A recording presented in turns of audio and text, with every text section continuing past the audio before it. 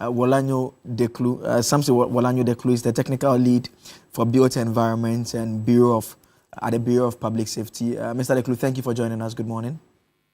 Thank you too. Good morning to yourself and your studio guest as well. Okay, I want to start with you, Mr. Deklu, and listening to the Ghana Maritime Authority boss speak about the state of inland transport. I mean, is it fair to simply say that as it stands now, it's basically unsafe to move on via our inland transport as we have it due to the current state of affairs, simply?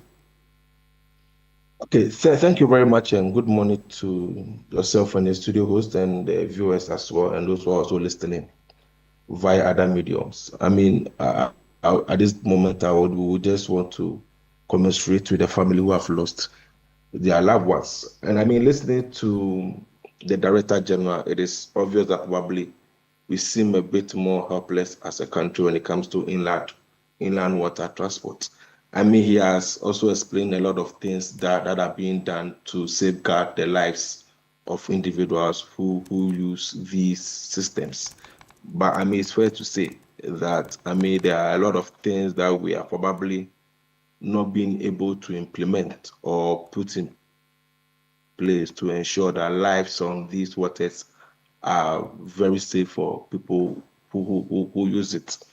I mean, he made mention of a very key item on his enumeration, that overloading and lack of safety, where people who use these inland water transport systems are not able to adhere to, and the fact that there's even a lack of certification for these young people, so to speak, minors, who man these boats.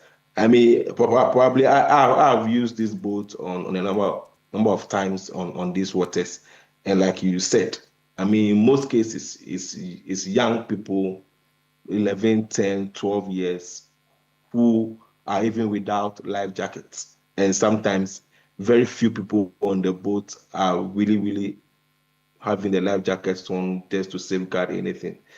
So as it stands now, a lot needs to be done for us to be very certain that traveling on these waters will be safe. But as it stands now, it is just not safe for anyone trying to use this inland water transport system.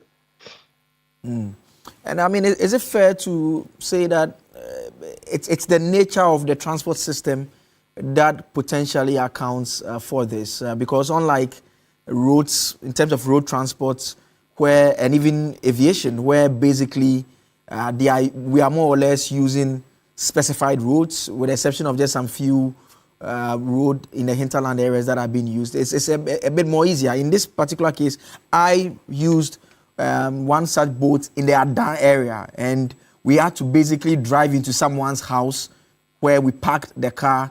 We exited the house through the back gate, and there was just one canoe there.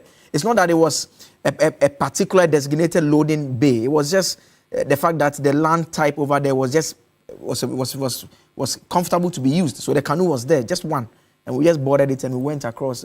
Is that what you think is accounting for this? And how does the enormity of that as a challenge make it, some would say, practically impossible for this to be addressed?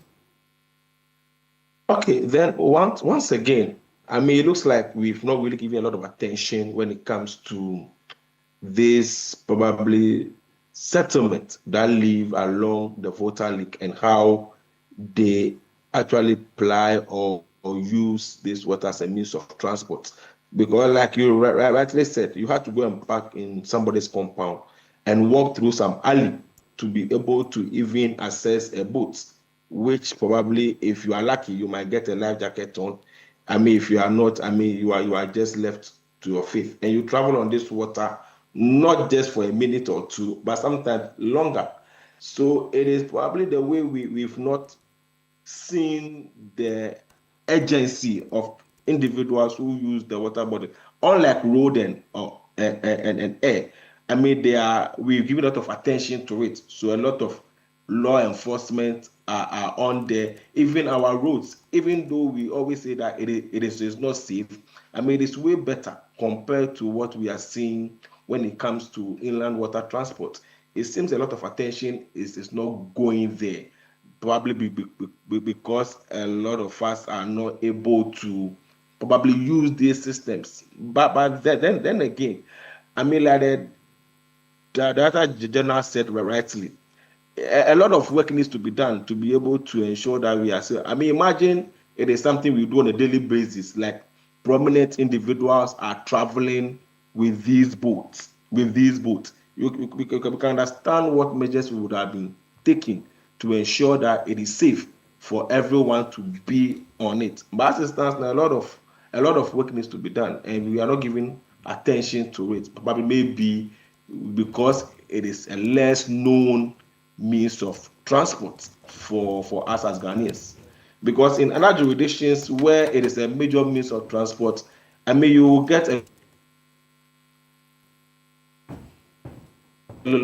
lot of enforcement as it will be done whether on road or in the air and stuff. I mean, when we go to our ports where it's a major means of probably bringing goods and other things, we see how the laws are being enforced at those areas. Why can't we do the same for these transports in our inland water bodies? I see. Samson, I'll have you hold the line